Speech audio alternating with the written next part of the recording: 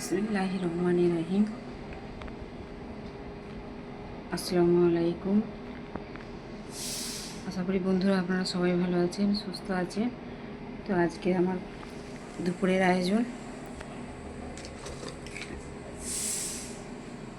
আয়োজন হচ্ছে ভাত, উচ্ছে ভাজা। উচ্ছেতে আলু ফালু কিছু দিইনি, কারণ আমার দাদা খাবে, ওনার সুগার আছে।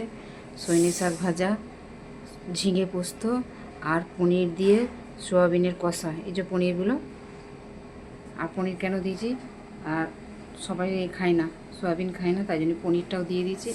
যে পনির খাবে, যে সোয়াবিন খাবে। তো আজকের ভিডিওটা কেমন লাগলো, দুপুরের আয়োজনের রেসিপিটা?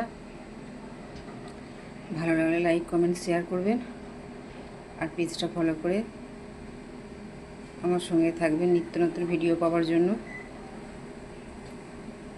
ভালো থাকবেন, সুস্থ থাকবেন। সজনে শাক আমি ভাজি করেছি, আপনারা ভর্তা করতে পারেন, ভর্তাটাও খুব ভালো লাগে। তো আমি এইভাবে করেছি। আর সোয়াবিন এমনি কষাও যায়, পনিরও এমনি তরকারি করা যায়, পনির মশলা।